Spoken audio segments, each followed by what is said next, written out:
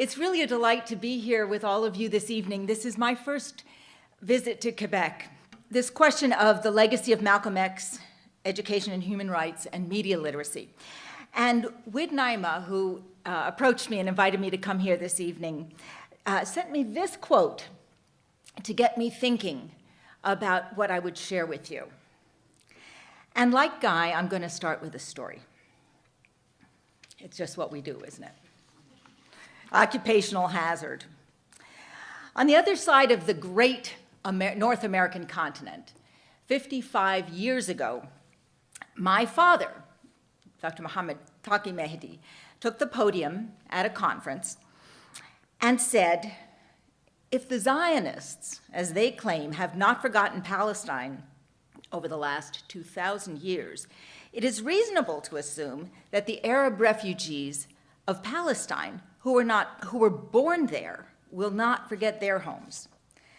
So if Zionists have not forgotten Palestine over 2,000 years, it's reasonable to assume that Arab Palestinians who were born there will not forget their homes. This was the pillar of my father's logic on the Palestine-Israel conflict for the rest of his life. That conference took place in Hollywood. And in that conference, he is quoted to have criticized the control that Zionists have over the medium of communication in America.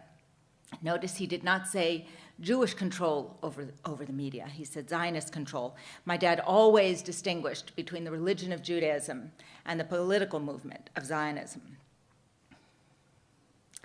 Well, what was this conference? Get to the point, Denise. So what was this conference? It was a celebration of Pakistani independence. The year was 1958, so that made it the third annual celebration of Pakistani independence, the Pakistan Republic Day. My dad was an immigrant from Iraq. He was finishing up his PhD at the University of California at Berkeley, and he was a featured speaker. And so was Malcolm X. You see, even as early as 1958, Malcolm, representing the Nation of Islam in its proto-Islamic phase, was seeking a connection with other Muslims in America. When he took the podium, Malcolm said, it was absurd for the Arabs to expect fair treatment from the white media, since it was controlled by the Zionists. Now, my dad wouldn't have called the media white. He didn't need to. That wasn't his beef.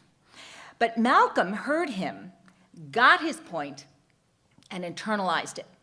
Because the way mainstream media reported on Arabs and Arab issues was parallel to Malcolm's own experience of fair and unfair reporting by the establishment media on Black Americans, whether they were Black American Christians, Black American Muslims with the Nation of Islam, or Black American adherents to Universal Islam. Next week is the 48th anniversary of the death of Hajj Malcolm Shabazz. It's the 15th anniversary of the death of Dr. Mohammad Mehdi, who died 33 years and 2 days after Malcolm's assassination.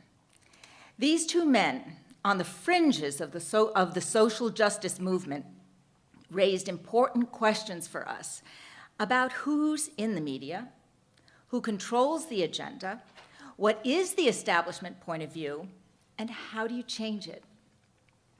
Given the extraordinary advances in media technology in the past few years, I find that their insights are not obsolete at all, but rather all the more valuable.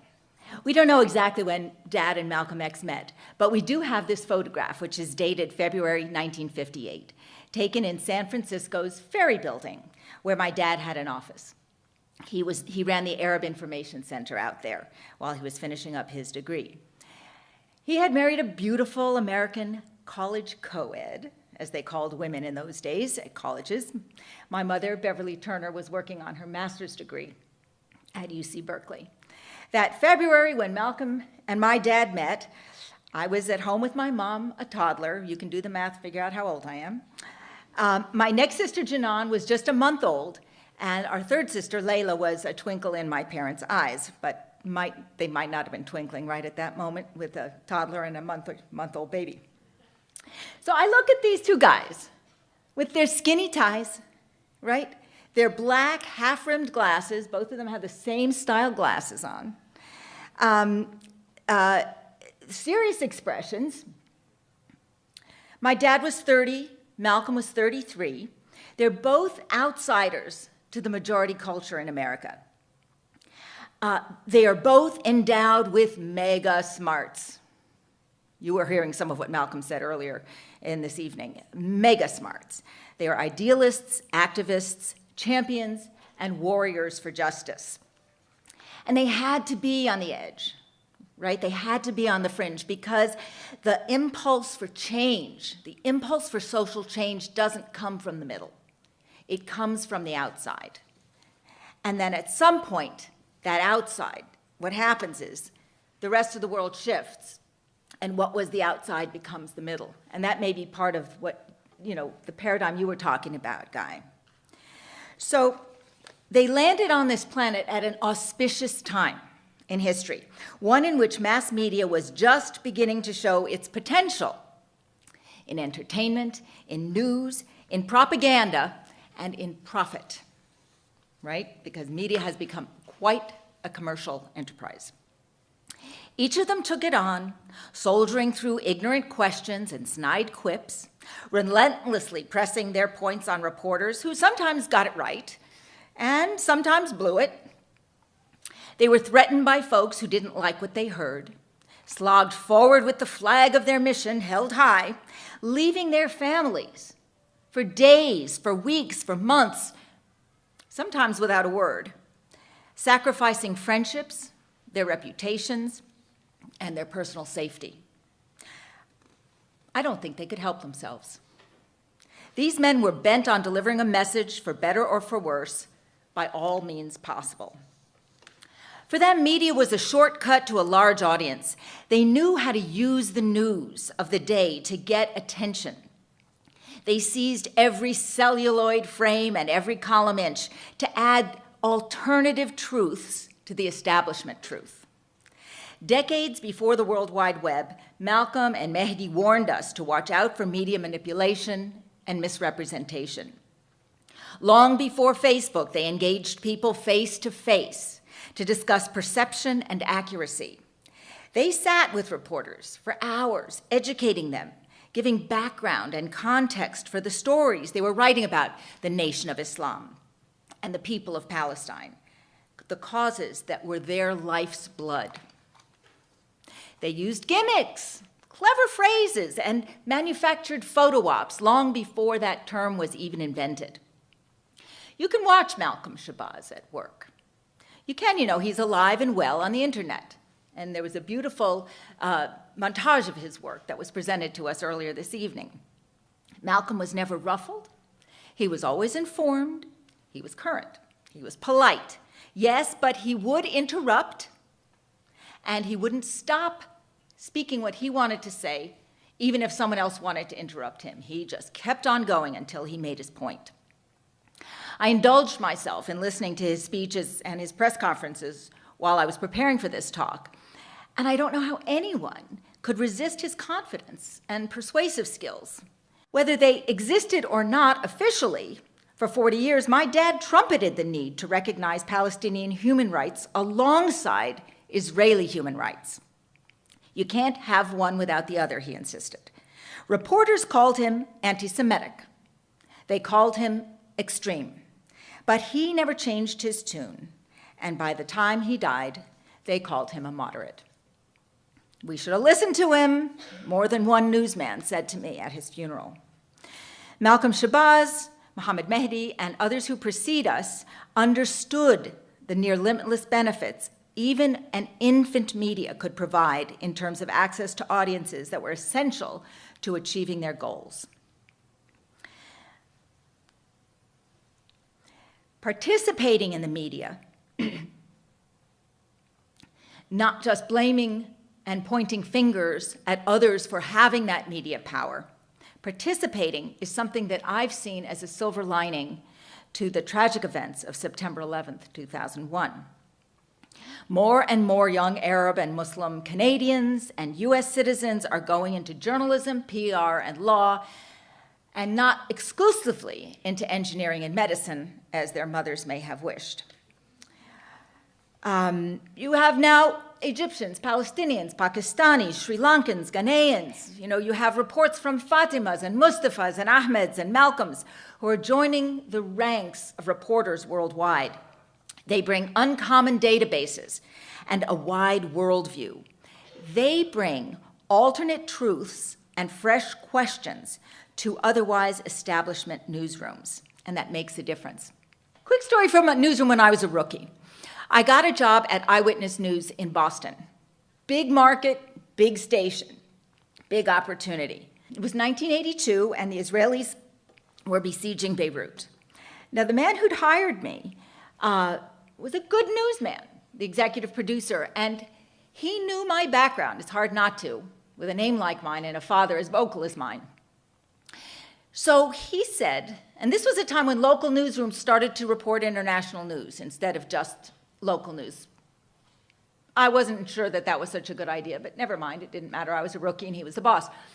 So he said, look, Anissa, I know what your background is. I know how hard you've worked in the area of the Arab movement in America. I don't want you to compromise any of your ideals, so I won't assign you any of the stories about what's happening in Lebanon. You can cover the mayoral election. We'll give you the education beat. It takes care of some other things, but I won't test you that way. Okay, well, I'm thankful that I have a job in an eyewitness newsroom. So I went about reporting the mayoral election and so on, but I did spend some time for a week doing my job and looking into the newsroom and at the population that was, in fact, writing the stories about Beirut and Jerusalem. And I went back to him a week later and I said, Randy, I really appreciate you're looking out for me. I appreciate the personal concern. But, and I appreciate that I have biases. And I know I have biases. And I know I have biases. But what makes you think that my Jewish colleagues in the newsroom don't have biases? They may be the establishment bias, but they have not been looking at themselves critically the way I'm looking at myself. And it was one of those light bulb moments. He thought it never occurred to him. And he said, you've actually studied this material, haven't you? Yes. You know who the players are in all those different groups and the factions in the Lebanese civil war? Yes. You actually know numbers and you have contacts? Yes. He said, I ought to assign all of those stories to you, shouldn't I? And I said, if you think so. And he did. But I was present in the room to have that conversation. And that was the first of many conversations I had in newsrooms with colleagues. So with all respect to Malcolm and my father, I don't agree that the American news media is controlled by the Zionists. What I discovered was that there were people who believed what they already knew and didn't take the time to look inside and didn't take the time to critique and ask questions, which we are blessed to do as reporters. That's the exciting part of the job, to question ourselves, to find out whether our thesis was correct or not. And so my presence there and the increasing presence of other folks with my kind of background is having an impact on the way reporting is done. It will be a while before we can measure that impact, but it is happening, it is creeping forward. So I say, in conclusion, to please, let me say one thing before I do my in conclusion, because I really want to honor both of these extraordinary men. I know that Malcolm taught my dad a lot about courage and how to dream the American dream of justice and equality. He set an example. And to think that my father may have had a part in the education of Malcolm X is also very exhilarating. According to many sources, and thank you for mentioning it before, my father helped Malcolm get to Mecca for that life-transforming Hajj. And that makes me both proud and humble As Muslims, they knew what the Islamic scholar Hassan of Basra declared, that the ink of the scholar is holier than the blood of the martyr. Scholar and martyr Malcolm X believed that the media was the most powerful entity on earth, with the power to make the innocent guilty and to make the guilty innocent. But he doesn't blame the lobbies and the special interest groups. He would blame silence and complacency. And I think that today he calls on each of us to step up, speak up, and take some risks. So use the media, be part of the media, engage the media to share some of the many alternate truths that you know that may be obscured by eyes that are wide shut. Get your best, honest, and fact-checked story out there by any media necessary, and make it plain. Thank you.